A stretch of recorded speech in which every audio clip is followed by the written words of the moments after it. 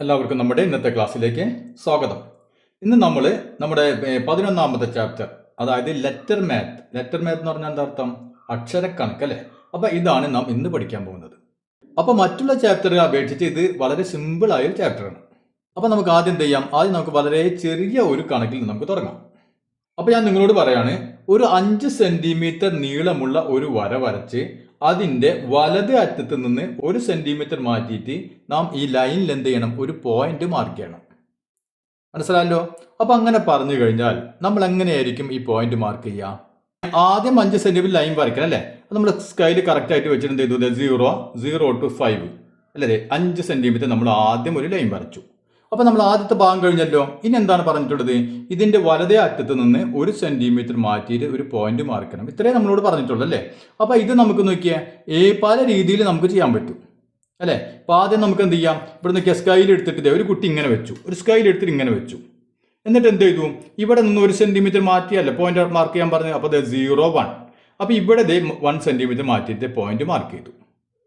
മനസ്സിലായല്ലോ? അങ്ങനെ നമുക്ക് ചെയ്യാം. അതല്ലെങ്കിൽ എന്ത് ചെയ്യാം? 1 സെന്റിമീറ്റർ അല്ലേ? അപ്പൊ നമുക്ക് ഈ സ്കൈൽ ഈ അറ്റത്ത് വെച്ചു, കണ്ട ഇങ്ങനെ വെച്ചു. ഇങ്ങനെ വെച്ചിട്ട് നോക്കിയാൽ ഇവിടെ 1 കറക്റ്റ് ആയിട്ട് 1 വെച്ചു, ഇനി ഇവിടെ 0 അല്ലെ? അതായത് ഇവിടെ നിന്ന് 1 സെന്റിമീറ്റർ മാറ്റിയിട്ട് ഇവിടെ ഇങ്ങനെ നമുക്ക് മാർക്ക് ചെയ്യാം. അപ്പോഴും നമുക്ക് ആ പോയിന്റ് കിട്ടി അല്ലെ? ഇനി അതല്ലെങ്കിൽ നമുക്ക് എന്ത് ചെയ്യാം? ഇങ്ങനെ വെച്ചിട്ട് നോക്കിയേ, സ്കൈൽ കൃത്യമായിട്ട് ഇങ്ങനെ വെച്ചിട്ട് നമ്മളോട് പറഞ്ഞിട്ടുള്ള ഇവിടെ നിന്ന് 1 സെന്റിമീറ്റർ മാറ്റിയിട്ടുണ്ട് അല്ലേ? അപ്പൊ അത് നോക്കുന്നില്ല. ഇവിടെ നിന്ന് ഞാൻ 4 സെന്റിമീറ്റർ 1, 2, 3, 4 സെന്റിമീറ്റർ മാറ്റിയിട്ട് ഞാനൊരു പോയിന്റ് മാർക്ക് ചെയ്തു. 4 സെന്റിമീറ്റർ മാറ്റിയിട്ട് അപ്പോഴും നമുക്ക് എന്ത് കിട്ടും? ഇതേ പോയിന്റ് തന്നെയാണ് ഇവിടെ കിട്ടുന്നത് അല്ലേ? ഇതേ പോയിന്റ് നമുക്ക് ഇവിടെ കിട്ടും. ഇവിടെ നമ്മൾ എന്താണ് ചെയ്തത്? 4 സെന്റിമീറ്റർ മാറ്റിയിട്ട് ഇവിടെ ഒരു പോയിന്റ് മാർക്ക് ചെയ്തു. അപ്പോഴും ഇവിടെ എത്ര വരും? ഇവിടെ 1 സെന്റിമീറ്റർ വരും അല്ലേ? നമുക്കറിയാം ഇത് മൊത്തം എത്ര സെന്റിമീറ്റർ ആണ്? 5 സെന്റിമീറ്റർ ആണ്. അപ്പൊ 5 സെന്റിമീറ്ററിൽ നിന്ന് ഈ 1 സെന്റിമീറ്റർ അല്ലെ, ഈ വലതുഭാഗത്തെ ഈ നീളം കുറച്ച് കഴിഞ്ഞാൽ ബാക്കി നമുക്ക് എത്ര കിട്ടും? ഇവിടത്തെ നീളം കിട്ടും അല്ലെ? അതായത് ഇവിടെ നിന്ന് 4 സെന്റിമീറ്ററിൽ മാറ്റി പോയിന്റ് ഇട്ടപ്പോൾ എന്ത് കിട്ടി? നമുക്ക് അതേ പോയിന്റ് തന്നെ കിട്ടി അല്ലേ? ഇനി നമുക്ക് നോക്കിയാൽ 1 സെന്റിമീറ്റർ പകരം ഇവിടെ 2 സെന്റിമീറ്റർ മാറ്റിയിട്ടാണ് പോയിന്റ് മാർക്ക് ചെയ്യാന്ന് വിചാരിക്കുക. ഈ വരയിൽ നമ്മൾ 2 സെന്റിമീറ്റർ മാറ്റിയിട്ടാണ് നമുക്ക് പോയിന്റ് മാർക്കേണ്ടത്. അപ്പൊ നമുക്ക് എന്ത് ചെയ്താൽ മതി? ഒന്നുകിൽ നമ്മൾ നേരത്തെ പറഞ്ഞ പോലെ ഇവിടെ നിന്ന് 2 സെന്റിമീറ്റർ നോക്കി മാറ്റിയിട്ട് നമുക്ക് പോയിന്റ് മാർക്ക് ചെയ്യാം. അതല്ലെങ്കിൽ ഇവിടെ നിന്ന് എത്ര സെന്റിമീറ്റർ മാറ്റണം? ഇവിടെ നിന്ന് നമ്മൾ എത്ര സെന്റിമീറ്റർ മാറ്റിയിട്ടാണ് ഇവിടെ പോയിന്റ് മാർക്ക് ചെയ്യാൻ? ഇവിടെ നിന്ന് 2 അല്ലെ? അപ്പൊ ഇവിടെ നിന്ന് എത്ര വേണം? മൊത്തം 5 ആണ്. അപ്പൊ 5ൽ നിന്ന് എത്ര കുറയ്ക്കണം? 5ൽ നിന്ന് ഈ 2 കുറയ്ക്കണം അല്ലേ? 2 കുറയ്ക്കണം. അപ്പൊ നമുക്ക് 3 കിട്ടി. അപ്പൊ ഇവിടെ നമ്മൾ 3 സെന്റിമീറ്റർ മാറ്റിയിട്ട് പോയിന്റ് ഇട്ട് കഴിഞ്ഞാൽ ഈ പോയിന്റ് കിട്ടി അല്ലെ? അപ്പൊ ഇവിടെ നമ്മൾ ആദ്യം നോക്കിയാൽ 1 സെന്റിമീറ്റർ 5ൽ നിന്ന് 1 കുറച്ചു, 1 കുറച്ചപ്പോൾ 4 അല്ലെ? അപ്പൊ 4 സെന്റിമീറ്റർ മാറ്റി നമ്മൾ പോയിന്റ് ഇട്ടു. അതിന് പകരം ഈ 2 സെന്റിമീറ്റർ മാറ്റി പോയിന്റ് ഇടണമെങ്കിൽ എന്ത് ചെയ്താൽ മതി? 5ൽ നിന്ന് 2 കുറയ്ക്കുക അല്ലേ? അപ്പൊ ഇവിടെ നിങ്ങളുടെ എത്ര ആയിരിക്കും? 3 സെന്റിമീറ്റർ. അപ്പൊ നമ്മൾ 3 സെന്റിമീറ്റർ മാറ്റിയിട്ട് പോയിന്റ് ഇട്ടാൽ മതി. അതായത് നമുക്ക് ഈ അകലം കിട്ടാൻ നാം എന്ത് ചെയ്താൽ മതി? മൊത്തം 5 ആണ് അല്ലേ? അപ്പൊ 5ൽ നിന്ന് ഇവിടെ എത്രയാണോ അകലം, ആ അകലം നമ്മൾ കുറച്ചാൽ മതി അല്ലെ? അപ്പൊ ഈ അകലം കുറച്ച് കഴിഞ്ഞാൽ ഇപ്പൊ 1 ആണെങ്കിൽ 1, 2 ആണെങ്കിൽ 2, 3 ആണെങ്കിൽ 3. അപ്പൊ ഈ അകലം കുറച്ച് കഴിഞ്ഞാൽ നമുക്ക് ഏത് അകലം കിട്ടും? ഇവിടെ നിന്ന് ഇങ്ങോട്ടുള്ള അകലം നമുക്ക് കിട്ടും. നമ്മിപ്പോ 4, 1 കൊടുത്തു അല്ലെ? അപ്പൊ അതിന് പകരം നമുക്ക് ഈ വലതുഭാഗത്തെ അകലം നമ്മൾ 6 എന്ന് കൊടുക്കുക. 6. മനസ്സിലായല്ലോ? ഈ വലതുഭാഗത്ത് ഈ അകലം 6 സെന്റിമീറ്റർ ആണ്. ഈ അകലം എത്രയാണ്? നമുക്ക് L എന്ന് കൊടുക്കാം. അപ്പൊ L 1 സെന്റിമീറ്റർ 2 സെന്റിമീറ്റർ എത്ര വേണമെങ്കിലും ആയിക്കോട്ടെ. അപ്പൊ ഇവിടെ നിന്ന് ഇവിടം വരെയുള്ള അകലം നമ്മൾ L എന്ന് കൊടുത്തു. ഈ റൈറ്റ് സൈഡിലുള്ള അകലം നമ്മൾ 6 എന്ന് കൊടുത്തു. അങ്ങനെയാണെങ്കിൽ ഇത് നമുക്ക് എങ്ങനെയായിരിക്കും കിട്ടുക? ഈ അകലം കിട്ടാൻ എന്ത് ചെയ്യണം? മൊത്തം 5 ആണ്. അപ്പൊ 5ൽ നിന്ന് എന്ത് കുറച്ചാൽ മതി? ഈ 6 കുറച്ചാൽ മതി അല്ലേ? 6 എത്രയാണോ അത് കുറയ്ക്കാം. അപ്പൊ 5ൽ നിന്ന് മൊത്തം 5, അതുകൊണ്ടാണ് നമ്മൾ 5 എടുത്തത്. 5ൽ നിന്ന് ഈ 6 കുറച്ചാൽ മതി അല്ലേ? 6 കുറച്ചാൽ നമുക്ക് എന്ത് കിട്ടും? ഈ L കിട്ടും. അതായത് ഈ നീളം നമുക്ക് കിട്ടും. അതിനെ തന്നെ നമുക്ക് വേറെ രീതിയിൽ പറയാലോ. ഇവിടെ നോക്കിയേ, ഈ L-ഉം ഇവിടെ നിന്ന് ഇവിടം വരെയാണ് L അല്ലേ? ഇവിടെ നിന്ന് ഇവിടം വരെയാണ് 6. അപ്പൊ ഈ L-ഉം 6-ഉം തമ്മിൽ കൂടി കൂട്ടിക്കഴിഞ്ഞാൽ നമുക്ക് എത്ര കിട്ടണം? മൊത്തം നീളം കിട്ടണം അല്ലേ? അതായത് 5 കിട്ടണം അല്ലെ? അപ്പൊ നമുക്ക് അങ്ങനെ എഴുതിക്കൂടെ? അതായത് L-ഉം 6-ഉം കൂടി കൂട്ടിക്കഴിഞ്ഞാൽ നമുക്ക് എപ്പോഴും എന്ത് കിട്ടാൻ പാടുള്ളൂ? അപ്പൊ മൊത്തം നീളം 5 ആണ് അല്ലേ? അപ്പൊ 5 നമുക്ക് കിട്ടാൻ പാടുള്ളൂ. അപ്പൊ ഇങ്ങനെ വേണമെങ്കിൽ നമുക്ക് എഴുതാം. അപ്പൊ ഇതിന്റെ അർത്ഥം എന്താണ്? എല്ലും ആറും കൂടിക്കഴിഞ്ഞാൽ, അതായത് ഈ ഇടതുഭാഗത്തെ ഈ അകലവും വലതുഭാഗത്തെ ഈ അകലവും കൂടി കൂട്ടിക്കഴിഞ്ഞാൽ നമുക്ക് എത്ര കിട്ടണം? 5 കിട്ടണം. ഇനി നമുക്ക് ഇതിന് പകരം നോക്കിയാൽ ഒരു 10 സെന്റിമീറ്റർ ആണെന്ന് വിചാരിക്കുക. ഇതിപ്പോ ഒരു 10 സെന്റിമീറ്റർ ഇതിന്റെ നീളം, മൊത്തം നീളം. അപ്പൊ ഇവിടെ ഞാൻ ഒരു പോയിന്റ് മാർക്ക് ചെയ്തു അല്ലെ. അപ്പൊ ഈ നീളം, ഈ ഇടതുഭാഗത്തെ നീളം നമ്മൾ L എന്ന് വിചാരിക്കുക, വലതുഭാഗത്തെ നീളം നമ്മൾ 6 ആണെന്ന് വിചാരിക്കുക. അപ്പൊ ഇവിടെ നിന്ന് ഇങ്ങോട്ടുള്ള ദൂരം 6ഉം ഇവിടെ നിന്ന് ഇങ്ങോട്ടുള്ള ദൂരം L-ഉം. അങ്ങനെയാണ് നമുക്ക് എങ്ങനെ എഴുതാൻ പറ്റും? L-ഉം 6ഉം തമ്മിൽ കൂട്ടിക്കഴിഞ്ഞാൽ എത്ര കിട്ടണം? 10 കിട്ടണം അല്ലെ. അപ്പൊ നമുക്ക് അങ്ങനെ എഴുതിക്കൂടെ? L + 6 = 10 അല്ലെ. അപ്പൊ ഈ ദൂരവും അല്ലെ, ഈ രണ്ട് അകലവും കൂടി കൂട്ടിക്കഴിഞ്ഞാൽ നമുക്ക് 10 കിട്ടണം. ഇനി L കണ്ടുപിടിക്കണം എന്ന് വിചാരിക്കുക. അപ്പൊ L കണ്ടുപിടിക്കാൻ നമ്മൾ എന്ത് എഴുതാൻ മതി? മൊത്തം 10 ആണ്, 10ൽ നിന്ന് എന്ത് കുറച്ചാൽ മതി? ഈ 6ന്റെ നീളം കുറയ്ക്കാം അല്ലെ. ഇത് എത്രയാണ്? 5ഓ 6ഓ എത്ര വേണമെങ്കിലും ആയിക്കോട്ടെ, ഈ നീളം നമ്മൾ കുറച്ചാൽ മതി.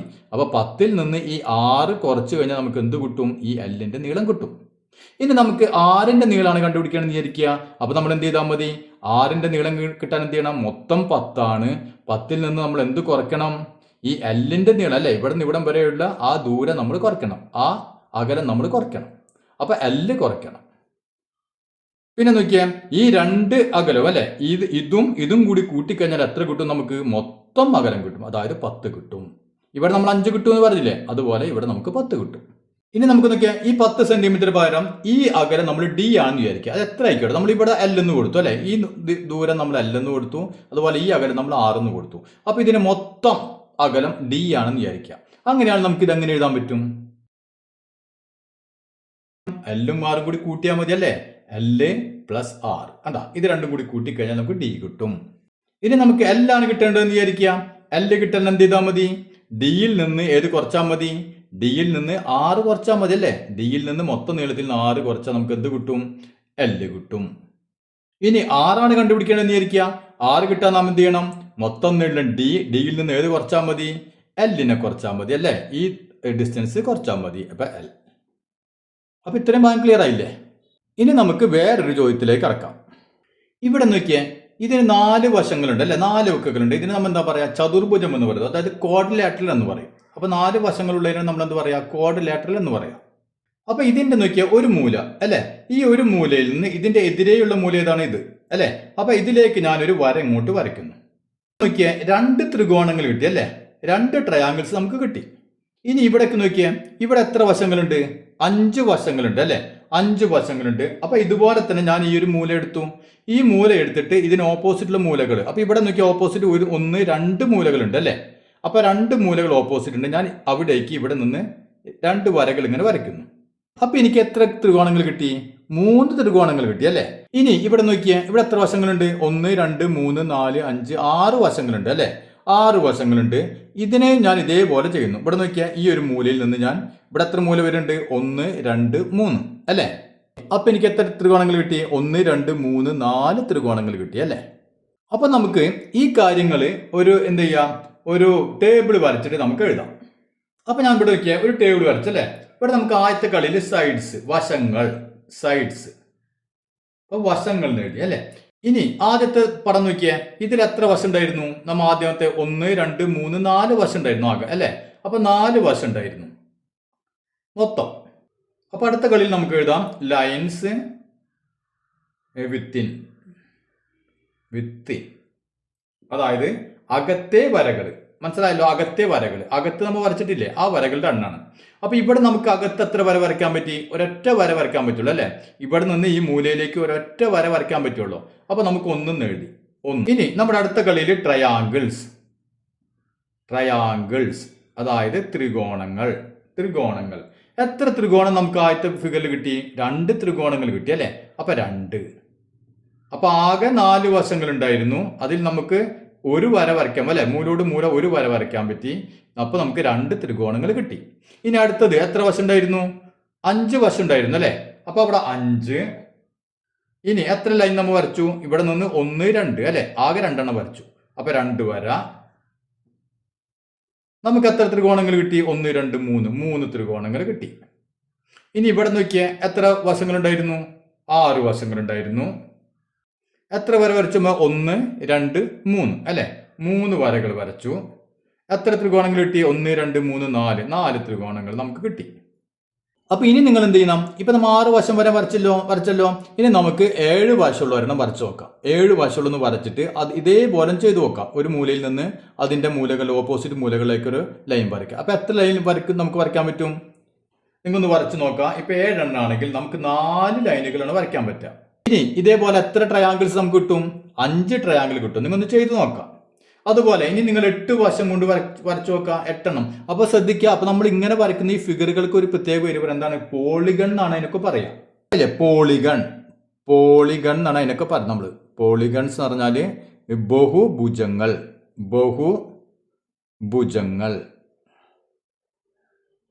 മനസ്സിലായില്ലേ? അപ്പൊ ഇങ്ങനെ ത്രികോണം ആയാലും നമ്മളിങ്ങനെ ചതുരായാലും അല്ലെങ്കിൽ നമ്മുടെ സ്ക്വയർ ആണെങ്കിലും അല്ലെങ്കിൽ എന്നൊക്കെ ഇങ്ങനെ വരച്ചാലും ഇനി നമ്മൾ ഹെക്സഗൺ വരച്ചാലും മനസ്സിലായില്ലേ? ഇതിനൊക്കെ നമ്മൾ എന്തെന്നാ പറയാ? ഇതിനൊക്കെ പറയുന്ന പേരാണ് ബഹുഭുജം, അതായത് പോളിഗൺസ് എന്നാണ് പറയുക അല്ലെ? പോളിഗൺസ്, ബഹുഭുജങ്ങൾ എന്ന് പറയും. അപ്പൊ നമ്മൾ എന്ത് പറഞ്ഞു നിർത്തി? നിങ്ങൾ എന്ത് ചെയ്യാം? 8 വശങ്ങളുള്ള ഒരു പോളിഗൺ വരയ്ക്കാം. മനസ്സിലായല്ലോ? എന്നിട്ട് ഇതേപോലെ ചെയ്താൽ നമുക്ക് എത്ര വര വരയ്ക്കാൻ പറ്റും? 5 വരകൾ നമുക്ക് ഇതുപോലെ വരയ്ക്കാൻ പറ്റും. എത്ര ത്രികോണങ്ങൾ കിട്ടും അതിൽ നിന്ന്? നമുക്ക് 6 ത്രികോണങ്ങൾ കിട്ടും. അപ്പൊ ഇനി നമ്മൾ നോക്കുന്നത് ഈ വക്കുകളുടെ എണ്ണം അല്ലെ? ഈ വക്കുകളുടെ എണ്ണവും അതുപോലെ തന്നെ ഒരു മൂലയിൽ നിന്ന് വരയ്ക്കാവുന്ന ഈ വരകൾ അതിന്റെ എണ്ണവും തമ്മിൽ എന്തെങ്കിലും ബന്ധമുണ്ടോ എന്ന് നമ്മൾ നോക്കാൻ പോണത്. മനസ്സിലായല്ലോ? അപ്പൊ ആദ്യം നമ്മൾ നോക്കിയേ, നമ്മൾ 4 വക്കുകളുള്ള വരച്ചു അല്ലെ? 4 വക്കുകളുള്ള ഒരു പോളിഗൺ വരച്ചപ്പോൾ നമുക്ക് എത്ര വര വരയ്ക്കാൻ പറ്റി? ഒരെണ്ണേ വരയ്ക്കാൻ പറ്റുള്ളൂ അല്ലെ? ഇനി 5 എണ്ണായപ്പോഴോ 2 എണ്ണം വരയ്ക്കാൻ പറ്റി. 6 എണ്ണായപ്പോ 3 എണ്ണം, 7-ന് 4, 8-ന് 5. അപ്പൊ ഇവ തമ്മിലുള്ള ബന്ധം എന്താണെന്ന് നോക്കിയേ. അതായത് നാം ഒരു മൂലയിൽ നിന്ന് അതിന്റെ എതിർമൂലയ്ക്ക് വരയ്ക്കുമ്പോൾ നോക്കിയാൽ ആ മൂല പിന്നെ അതിന്റെ 2 തൊട്ടടുത്ത മൂല അല്ലെ? ഇപ്പുറത്തുള്ള മൂല അതിലേക്ക് വരയ്ക്കാൻ പറ്റുമോ? അതിലേക്ക് വരയ്ക്കാൻ പറ്റില്ല അല്ലെ? ആ വര തന്നെയാണ് ഈ എടുക്കുന്നത് അല്ലെ? അപ്പൊ ഈ മൂലയും പിന്നെ ഈ 2 മൂല ഒഴിച്ച് ബാക്കിയുള്ള മൂലയിലേക്ക് നമുക്ക് വരയ്ക്കാൻ പറ്റുള്ളൂ. അപ്പൊ ഇവിടെ നമുക്ക് ഒരെണ്ണത്തിലേക്കേ വരയ്ക്കാൻ പറ്റുള്ളൂ അല്ലെ? അപ്പൊ അതുപോലെ ഇവിടെ നോക്കിയാൽ ഇവിടെ നിന്ന് നമ്മൾ തുടങ്ങി ഈ അടുത്തുള്ള 2 മൂലകള് അതിലേക്ക് വരയ്ക്കാൻ പറ്റില്ല, ബാക്കി 2 മൂലകളിലേക്ക് വരച്ചു. അപ്പൊ നമുക്ക് 2 എണ്ണം കിട്ടി. ഇവിടെയോ അതേപോലെ തന്നെ അല്ലെ? ഇവിടെ നിന്ന് തുടങ്ങി നോക്കിയാൽ ഇവിടെയും നമുക്ക് വരയ്ക്കാൻ പറ്റില്ല, പിന്നെ ബാക്കി 3 എണ്ണത്തിലേക്ക് വരച്ചു. അതായത് എപ്പോഴും ഒരു പോളിഗണിൽ നോക്കിയാൽ 3 മൂലകൾക്ക് വരയ്ക്കാൻ പറ്റില്ല അല്ലെ? 3 മൂലകൾ ഒഴിച്ച് ബാക്കി എത്ര മൂലകളുണ്ടോ അത്രയും വരകൾ നമുക്ക് വരയ്ക്കാൻ പറ്റും. അപ്പൊ ഇവിടെ നോക്കിയാൽ മൊത്തം 4 വശങ്ങളുണ്ട് അല്ലെ? 4 വശങ്ങളുണ്ടെന്ന് പറഞ്ഞാൽ 4 മൂലകളുണ്ട്. അപ്പൊ നമ്മൾ അതിൽ നിന്ന് 3 എണ്ണം മൈനസ് ചെയ്യണം അല്ലെ? അപ്പൊ ഇതും തൊട്ടടുത്തുള്ള 2 മൈനസ് ചെയ്ത് ബാക്കി ഒരെണ്ണുള്ളൂ. അതുകൊണ്ട് നമുക്ക് ഒരെണ്ണേ വരയ്ക്കാൻ പറ്റുള്ളൂ, ഒരു ലൈൻ.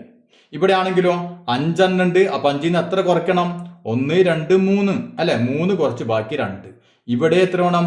ഇവിടെ മൊത്തം 6 എണ്ണം ഉണ്ട്. അപ്പൊ 6-ൽ നിന്ന് എന്ത് കുറക്കണം? 1 2 3 കണ്ട 3 കുറച്ചെക്കണം. അപ്പൊ അങ്ങനെയാണെങ്കിൽ ഇപ്പൊ ഒരു 10 സൈഡ് ഉണ്ടെന്ന് വിചാരിക്കുക. 10 സൈഡുകളുണ്ട്. അങ്ങനെയാണെങ്കിൽ എത്ര ലൈൻ നമുക്ക് വരയ്ക്കാൻ പറ്റും? 10-ൽ നിന്ന് എന്ത് കുറച്ചാൽ മതി? 3 കുറയ്ക്കാം അല്ലെ? 3 കുറച്ചാൽ നമുക്ക് 7 കിട്ടും. അപ്പൊ 7 ലൈനുകൾ നമുക്ക് വരയ്ക്കാൻ പറ്റും ഉള്ളിൽ. ഇനി 15 സൈഡ് ഉണ്ടെന്ന് വിചാരിക്കുക. അപ്പൊ എത്ര കുറക്കണം? 15-ൽ നിന്ന് നമ്മൾ 3 കുറയ്ക്കണം. അപ്പൊ 12 വരകൾ നമുക്ക് വരയ്ക്കാൻ പറ്റും.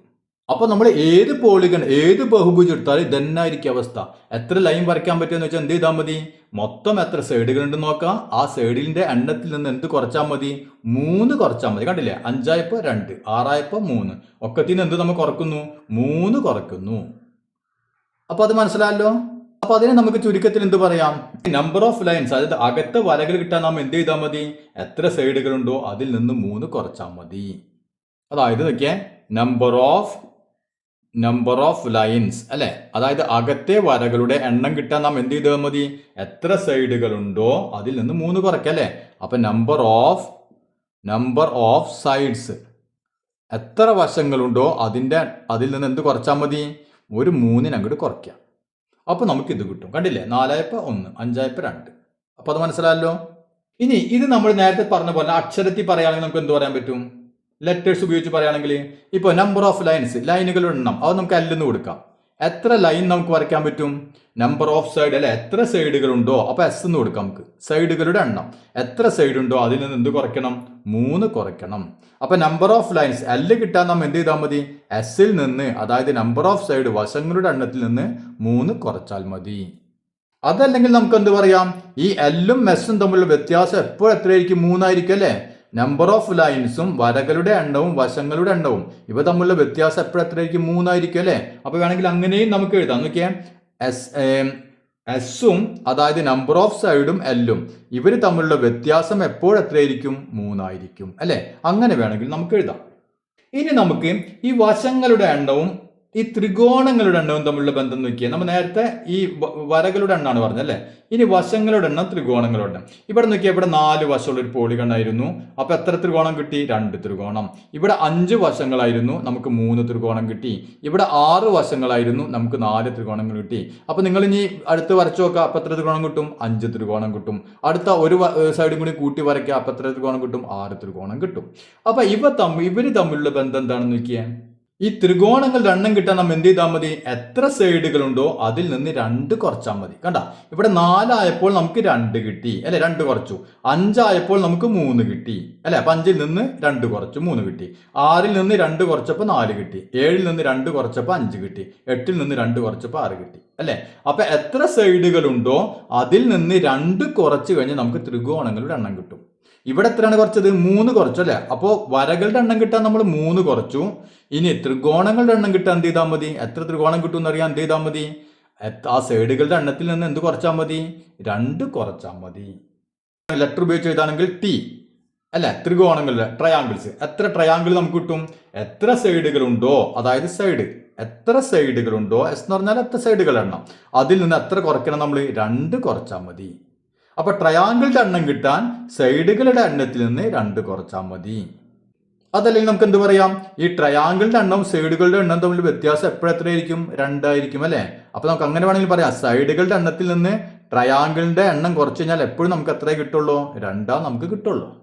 ഇപ്പോൾ ഒരു 10 സൈഡ് ഉണ്ടെന്ന് വിചാരിക്കുക. അപ്പൊ 10 സൈഡുകളുണ്ട്. 10 സൈഡുകൾ ഉണ്ടെങ്കിൽ എത്ര ട്രയാങ്കിൾസ് നമുക്ക് കിട്ടും? ട്രയാങ്കിളിന്റെ എണ്ണം കിട്ടാൻ എന്ത് ചെയ്യണം? ട്രയാങ്കിളിന്റെ എണ്ണം കിട്ടാൻ 10 സൈഡ് ഉണ്ട് അല്ലെ. അപ്പൊ 10ൽ നിന്ന് എത്ര കുറയ്ക്കണം? 2 കുറയ്ക്കണം. അപ്പൊ നമുക്ക് എത്ര കിട്ടി? 8 എന്ന് കിട്ടി അല്ലെ. അപ്പോൾ 8 ട്രയാങ്കിൾ ഉണ്ടായിരിക്കും. 10 സൈഡുകൾ ഉണ്ടെങ്കിൽ 8 ട്രയാങ്കിൾ നമുക്ക് കിട്ടും. ഇനി 50 സൈഡ് ഉണ്ടെങ്കിലോ 50ൽ നിന്ന് 2 കുറയ്ക്കുക. അപ്പൊ 48 ട്രയാങ്കിൾസ് നമുക്ക് കിട്ടും. അപ്പൊ ഇത്രയും കാര്യങ്ങൾ ക്ലിയർ ആയില്ലേ? ഇനി എന്ത് ചെയ്യാം? എല്ലാവരും ടെക്സ്റ്റ് ബുക്ക് എടുക്കുക. അതിലെ പേജ് നമ്പർ 165 കുറച്ച് ചോദ്യങ്ങളുണ്ട്, അത് നമുക്കൊന്ന് ചെയ്ത് നോക്കാം. അപ്പൊ ഇതാണ് നമ്മുടെ ആദ്യത്തെ ചോദ്യം അല്ലെ. ഇവിടെ നമുക്ക് 3 ചിത്രങ്ങൾ തന്നിട്ടുണ്ട്. ഇതിലെ 2 കോണുകളുണ്ട് അല്ലെ. ഇപ്പുറത്തൊരു കോൺ, ഇപ്പുറത്തൊരു കോൺ. അതുപോലെയൊക്കെ ഇവിടെയും 2 കോണുകൾ, ഇവിടെയും 2 കോണുകൾ. അപ്പൊ നമുക്ക് എന്താണ് ചെയ്യേണ്ടത്? ഈ ഇടതുവശത്തും വലതുവശത്തുമുള്ള കോണുകൾ തമ്മിലുള്ള ബന്ധം എന്താണ്? ഇതാണ് നമ്മൾ എഴുതേണ്ടത്. അതായത് നോക്കിയാൽ ഇവിടെ ഒരു ചെരിഞ്ഞ വരണ്ട്, അതിന്റെ ഇപ്പുറത്തൊരു കോണുണ്ട്, ഇപ്പുറത്തൊരു കോണുണ്ട് അല്ലെ. അപ്പൊ ഇവർ തമ്മിലുള്ള ബന്ധം നമുക്ക് എങ്ങനെയൊക്കെ എഴുതാൻ പറ്റും? അതുപോലെ ഇവിടെയും, അതുപോലെ ഇവിടെയും. ഇത്രയുള്ള ചോദ്യം. അപ്പൊ ആദ്യത്തെ നോക്കിയാൽ ഇവിടെ ഒരു ആംഗിൾ ഉണ്ട്, ഇവിടെ ഒരു ആംഗിൾ ഉണ്ട് അല്ലെ. അപ്പൊ ഇതൊരു സ്ട്രേറ്റ് ലൈൻ ആണ് അല്ലെ. അപ്പൊ നമുക്കൊരു സ്ട്രേറ്റ് ലൈൻ ആണെങ്കിൽ ഇത് മൊത്തം ആംഗിൾ എത്രയായിരിക്കും? 180 ഡിഗ്രി ആയിരിക്കും അല്ലെ. നമ്മൾ പഠിച്ചിട്ടുണ്ട് അല്ലെ. നമ്മളിപ്പോ പ്രൊട്രാക്ടർ എടുത്തങ്ങായിട്ട് പ്രൊട്രാക്ടർ ഇങ്ങനെ നോക്കിയാൽ പ്രൊട്രാക്ടർ നമുക്കൊരു ഇങ്ങനെയാണ് അല്ലെ. അപ്പൊ ഇവിടെ നമുക്ക് 180 എന്ന് കാണാം അല്ലെ. ഇവിടെ നമുക്ക് 0. അപ്പൊ ഇവിടെയും 180 എന്ന് കാണാം, 0 എന്ന് കാണാം. അതായത് ഈ ആംഗിൾ എത്രയായിരിക്കും? മൊത്തം 180 ഡിഗ്രി അല്ലെ. പിന്നെ നമ്മൾ 10, 20, 30, 40 അങ്ങനെ കഴിഞ്ഞ് പിന്നെ ഇവിടെ 90 കാണാം അല്ലെ. അങ്ങനെ കൂടി 180. അപ്പൊ ഈ സ്ട്രേറ്റ് ലൈൻ എന്ന് പറഞ്ഞാൽ ആ ആംഗിൾ എത്രയാണ്? 180 ഡിഗ്രിയാണ് അല്ലെ. അത് നമുക്കറിയാം. അതായത് ഈ ആംഗിളും കൂടി കൂട്ടിക്കഴിഞ്ഞാൽ നമുക്ക് എത്ര കിട്ടാൻ പാടുള്ളൂ? 180 ആണ് കിട്ടേണ്ടത്.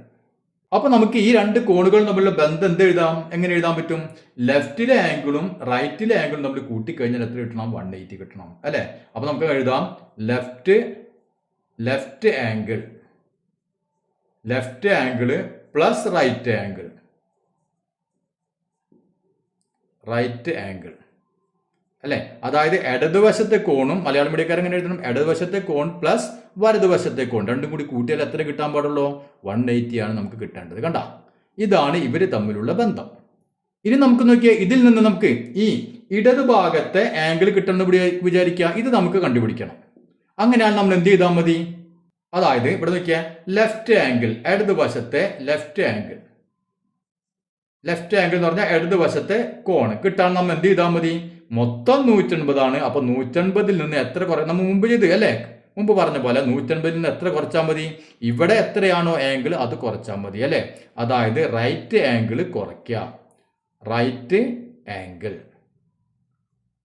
വലതുവശത്തെ കോൺ നമ്മൾ കുറയ്ക്കാം. മനസ്സിലായില്ലേ? അപ്പൊ ഈ ആംഗിൾ കിട്ടാൻ മൊത്തം 180 നിന്ന് എന്ത് കുറച്ചാൽ മതി, ഇവിടെ എത്രയാണോ ആംഗിൾ അത് കുറച്ചാൽ മതി. അത് നമ്മൾ എഴുതിയ ലെഫ്റ്റ് ആംഗിൾ കിട്ടാൻ 180 നിന്ന് റൈറ്റ് ആംഗിൾ കുറയ്ക്കുക. ഇനി എനിക്ക് റൈറ്റ് ആംഗിൾ ആണ് കിട്ടേണ്ടതെന്ന് വിചാരിക്കുക. റൈറ്റ് ആംഗിൾ അതായത് വലതുവശത്തെ കോണാണ് കിട്ടേണ്ടത്. അങ്ങനെയാണ് എന്ത് ചെയ്യണം, മൊത്തം 180 ആണ്, അതിൽ നിന്ന് എന്ത് കുറയ്ക്കണം, ഇടതുവശത്ത് എത്രയാണോ കോൺ അല്ലെ, ഇത് കിട്ടണമെങ്കിൽ എന്ത് ചെയ്യണം, ഈ കോൺ അല്ലെ 180 ഈ കോൺ കുറയ്ക്കണം അല്ലെ. അപ്പൊ 180 നിന്ന് ലെഫ്റ്റ് സൈഡിലെ ലെഫ്റ്റ് ആംഗിൾ എന്ത് ചെയ്യുക, കുറയ്ക്കുക. ലെഫ്റ്റ് ആംഗിൾ കുറയ്ക്കുക, ഇടതുവശത്തെ കോണ് മൈനസ് ചെയ്യാം. ഇനി നമുക്ക് ഇത് നോക്കിയാൽ ഇതും ഇതേപോലെ തന്നെ എഴുതിയാൽ മതി അല്ലേ. ലെഫ്റ്റ് ആംഗിളും റൈറ്റ് ആംഗിളും തമ്മിൽ കൂടി കൂട്ടിക്കഴിഞ്ഞാൽ 180 കിട്ടണം. ലെഫ്റ്റ് ആംഗിൾ എന്ന് പറഞ്ഞാൽ 180 നിന്ന് റൈറ്റ് ആംഗിൾ കുറച്ചാൽ മതി. റൈറ്റ് ആംഗിൾ കിട്ടുമെങ്കിൽ 180 ലെഫ്റ്റ് ആംഗിൾ കുറച്ചാൽ മതി അല്ലേ. അപ്പൊ നമുക്ക് ഇതിനും എന്ത് ചെയ്താൽ മതി, ഇത് തന്നെ എഴുതി വെക്കാം അല്ലേ. ഇനി നമ്മൾ ഈ രണ്ടാമത്തെ ഫിഗർ നോക്കിയേ. രണ്ടാമത്തെ ഫിഗറിൽ ഇങ്ങനെ തന്നിട്ടുണ്ട് അല്ലേ. അതായത് ഇതിന്റെ അർത്ഥം എന്താണ്, ഇത് 90 ഡിഗ്രിയാണ്, ഇത് 90 ഡിഗ്രിയാണ് അല്ലേ. അതായത് ഇത് രണ്ടും 90 ആണെന്ന് കൃത്യമായിട്ട് പറഞ്ഞിട്ടുണ്ട്. ഇവിടെ നോക്കിയാൽ ഇവിടെ നമുക്കറിയില്ല അല്ലെ. ഇവിടെ ഇപ്പോൾ 30 ആണെങ്കിൽ ഇവിടെ 150 ആയിരിക്കും അല്ലെ. രണ്ടും കൂടി കൂട്ടിക്കഴിഞ്ഞാൽ 150. പക്ഷെ ഇവിടെ നോക്കിയാൽ കൃത്യമായിട്ട് ഇത് 90 ആണ്, ഇത് 90 ആണെന്ന് പറഞ്ഞിട്ടുണ്ട്. അപ്പൊ ഇതിനെ നമ്മൾ എങ്ങനെ എഴുതും, നമുക്ക് ഇതിൽ എഴുതിയ പോലെ തന്നെ ആദ്യം എഴുതാൻ പറ്റല്ലേ. അതായത് നോക്കിയാൽ ഇതാണ് എഴുതുന്നത്. ഇപ്പൊ left angle plus right angle അല്ലെ, രണ്ടും കൂടി കൂട്ടിക്കഴിഞ്ഞാൽ എന്ത് കിട്ടണം, അതിൽ വ്യത്യാസമൊന്നുമില്ല. എത്ര കിട്ടും നമുക്ക്, 150 തന്നെ കിട്ടണം അല്ലെ. 150 ഡിഗ്രി തന്നെ നമുക്ക് കിട്ടണം ഇവിടെ. ഇനി ഇവിടെ എന്താണ്, രണ്ടും തുല്യമാണ് അല്ലെ, രണ്ടും 90 ഡിഗ്രി വെച്ചാണ്. അപ്പൊ അത് എഴുതണ്ട നമ്മള്. അപ്പൊ അത് നമുക്ക് എഴുതാം. അവരുടെ ബന്ധം എന്താണ്, left angle is equal to right angle. കണ്ട, രണ്ടും തുല്യാണെന്നതിലുണ്ട് അല്ലെ, 90 ഉണ്ട്. അപ്പൊ നമുക്ക് അതുകൂടി എഴുതാം. Left angle is equal to right angle. ഇടത്തെ കോൺ എന്ന് പറഞ്ഞാൽ വലത്തെ കോണും തുല്യമാണ്. എത്ര ഡിഗ്രിയാണ്, അതായത് 90 ഡിഗ്രി. മനസ്സിലായില്ലേ. അപ്പൊ ഇതിനെ നമ്മൾ ഇങ്ങനെയും കൂടി എഴുതാം. ഇത് തന്നെ മതി ഇതിന്. ക്ലിയർ ആയല്ലോ. ഇനി അത് രണ്ടാമത്തെ നോക്കിയാൽ സബ് ക്വസ്റ്റ്യൻ എന്താണെന്ന് നോക്കിയേ. നമ്മൾ ഈ ലെഫ്റ്റിലെ ആംഗിളിന് L എന്ന് കൊടുക്കാം, റൈറ്റിലെ ആംഗിളിന് R എന്ന് കൊടുക്കാം അല്ലെ. അപ്പൊ ഇത് L, ഇത് R, ഇത് L, ഇത് R. അങ്ങനെ കൊടുത്തു കഴിഞ്ഞാൽ ഇവര് തമ്മിലുള്ള ബന്ധം എങ്ങനെയൊക്കെ എഴുതാം, ഇതാണ് ചോദ്യം. അപ്പൊ നമ്മൾ നോക്കിയാൽ ഇതേ എഴുതിയ കാര്യങ്ങൾ തന്നെ അല്ലെ. ലെഫ്റ്റ് ആംഗിളിന് പകരം L എന്ന് കൊടുക്കുക, റൈറ്റ് ആംഗിളിന് പകരം R എന്നും കൊടുക്കാം. മനസ്സിലായില്ലേ. അപ്പൊ ലെഫ്റ്റ് ആംഗിളിന് പകരം L എന്ന് കൊടുക്കുക, റൈറ്റ് ആംഗിളിന് പകരം R എന്ന് കൊടുക്കുക അല്ലെ. അപ്പൊ നമുക്ക് എങ്ങനെ എഴുതാം, L അല്ലെ, L പ്ലസ് R. അതായത് ലെഫ്റ്റ് ആംഗിളും റൈറ്റ് ആംഗിളും കൂടി കൂട്ടിക്കഴിഞ്ഞാൽ എത്ര കിട്ടണം, 180 കിട്ടണം. കണ്ട, ഇത്രേ ഉള്ളൂ. ലെഫ്റ്റ് ആംഗിളും റൈറ്റ് ആംഗിളും കൂടി കൂട്ടിക്കഴിഞ്ഞാൽ 180 കിട്ടണം. ഇനി ലെഫ്റ്റ് ആംഗിൾ കിട്ടാൻ എന്ത് ചെയ്യണം, ലെഫ്റ്റ് ആംഗിൾ കിട്ടാൻ 180യിൽ നിന്ന് എന്ത് കുറയ്ക്കണം, റൈറ്റ് ആംഗിളിനെ കുറയ്ക്കണം അല്ലെ. അപ്പൊ L കിട്ടാൻ 180ൽ നിന്ന് R കുറയ്ക്കണം, റൈറ്റ് ആംഗിൾ കുറയ്ക്കണം. ഇനി നമുക്ക് R കിട്ടാനോ, റൈറ്റ് ആംഗിൾ കിട്ടാൻ എന്ത് ചെയ്യണം, 180യിൽ നിന്ന് അല്ല എന്ത് കുറയ്ക്കണം, ലെഫ്റ്റ് ആംഗിളിനെ ഇതേ ആംഗിളിനെ കുറയ്ക്കണം, അതായത് L കുറയ്ക്കണം. കണ്ട, L is equal to 180 minus R കിട്ടണമെങ്കിൽ 180 നിന്ന് L കുറയ്ക്കണം. ഇത്രയേ ഉള്ളൂ. അപ്പൊ ഇവിടെയും നോക്കിയാൽ ഇത് തന്നെയാണ് അല്ലെ. അപ്പൊ ഇവിടെയും നമുക്ക് ഇത് തന്നെ എഴുതിയാൽ മതി. കണ്ടില്ലേ, L plus R is equal to 180. L എന്ന് പറഞ്ഞാൽ 180 മൈനസ് R എന്ന് പറഞ്ഞാൽ 180 മൈനസ് L. ഇനി ഇവിടെ നമുക്ക് എന്ത് എഴുതാം, ഈ രണ്ടാമത്തെ ഫിഗർ ഇത് രണ്ടും ഈക്വൽ ആണ് അല്ലെ. അപ്പൊ നമുക്ക് ഇവിടെ ഇതേപോലെ തന്നെ എഴുതാം. ഫസ്റ്റ് എഴുതാം, L-ഉം R-ഉം കൂടി കൂട്ടിക്കഴിഞ്ഞാൽ എത്ര കിട്ടും നമുക്ക്, L-ഉം R-ഉം കൂടി കൂട്ടിക്കഴിഞ്ഞാൽ 180 കിട്ടണം അല്ലെ. അത് എഴുതാം. പിന്നെ L എന്ന് പറഞ്ഞാലും R എന്ന് പറഞ്ഞാലും ഈക്വൽ ആണ് അല്ലെ. അപ്പൊ അത് എഴുതാം. ലെഫ്റ്റ് ആംഗിൾ എന്ന് പറഞ്ഞാലും റൈറ്റ് ആംഗിൾ എന്ന് പറഞ്ഞാലും അത് രണ്ടും എന്താണ്, L is equal to R, രണ്ടും ഈക്വൽ ആണ് അല്ലെ. അപ്പൊ അത് എത്ര ഡിഗ്രിയാണ്, 90 ഡിഗ്രി വെച്ച് അല്ലെ, അതായത് 90 ഡിഗ്രി. അപ്പൊ L-ഉം R-ഉം ഈക്വൽ ആണ്. അപ്പൊ അത് കഴിഞ്ഞു. ഇനി അതിലൊരു സബ് ക്വസ്റ്റ്യൻ കൂടി ഉണ്ട് അല്ലെ. മൂന്നാമത്തെ എന്താണ് ചോദ്യം നോക്കിയേ. In all cases L and R are between what numbers? അതായത് ഈ L-ഉം R-ഉം എപ്പോഴും ഏത് സംഖ്യകൾക്കിടയിലായിരിക്കണം അല്ലെ. L-ഉം R-ഉം എങ്ങനെ എടുത്താലും L-ഉം R-ഉം എപ്പോഴും ഏത് സംഖ്യകൾക്കിടയിലായിരിക്കണം. നമ്മൾ ആദ്യം പറഞ്ഞല്ലേ, ഇത് എത്രയാണ്, ഇത് മൊത്തം 180 ഡിഗ്രി ആയിരിക്കും അല്ലെ. ഇതൊക്കെ 180 ഡിഗ്രിയാണ് അല്ലെ. അപ്പൊ L-ഉം R എത്രയായിരിക്കണം, രണ്ടും കൂടി കൂട്ടിക്കഴിഞ്ഞാൽ നമുക്ക് 180 കിട്ടണം. ഇതിപ്പോ നോക്കിയാൽ ഇതിപ്പോ ഒരു 100 ഡിഗ്രി ആണെങ്കിൽ ഇത് എത്ര ഉണ്ടായിരിക്കും, ഇത് 80 ഡിഗ്രി ആയിരിക്കും അല്ലെ. ഇനി ഇത് ഈ ആംഗിൾ ഒരു 40 ആണെങ്കിൽ ഇത് എത്ര ഉണ്ടായിരിക്കും, 140 ഡിഗ്രി. രണ്ടും കൂടി കൂട്ടിക്കഴിഞ്ഞാൽ 180 കിട്ടണം അല്ലെ. അപ്പൊ ഇവിടെ 140 ഡിഗ്രി ആയിരിക്കും. അപ്പൊ ഈ രണ്ട് ആംഗിളും എപ്പോഴും എന്തായിരിക്കണം, 0ന്റെ മേലായിരിക്കും അല്ലെ, 0-നേക്കാൾ കൂടുതലായിരിക്കണം. പിന്നെയോ 180 അല്ലെ, മൊത്തം 180 അല്ലേ, അപ്പൊ 180യുടെ താഴെ ആയിരിക്കണം. മനസ്സിലായല്ലോ? അപ്പൊ 0-നേക്കാൾ മുകളിലായിരിക്കണം, 150-നേക്കാൾ താഴെയായിരിക്കണം. അപ്പൊ നമുക്കൊന്നുമില്ല എങ്ങനെ എഴുതാം? Greater than 0 and less than 180 അങ്ങനെ വേണമെങ്കിൽ എഴുതാം. അതായത് 0-നേക്കാൾ കൂടുതലും 150-നേക്കാൾ കുറവും അങ്ങനെ വേണമെങ്കിൽ എഴുതാം. അതല്ലെങ്കിൽ നമുക്ക് ഇങ്ങനെ എഴുതാം, in all cases L and R are between 0 and 180 അങ്ങനെ എഴുതിയാലും മതി. മലയാളം പഠിക്കാൻ എങ്ങനെ എഴുതാം? എല്ലായ്പ്പോഴും L-ഉം R-ഉം 0-നും 150-നും ഇടയിലായിരിക്കണം. അപ്പൊ 0-നേക്കാൾ കൂടുതലായിരിക്കണം, 150-നേക്കാൾ കുറവും ആയിരിക്കണം. അപ്പൊ ഇന്നത്തെ ക്ലാസ് എല്ലാവർക്കും മനസ്സിലായി എന്ന് കരുതുന്നു. ഇന്ന് നമുക്ക് ബാക്കിയുള്ള ചോദ്യങ്ങൾ അടുത്ത ക്ലാസ്സിൽ ചെയ്യാം.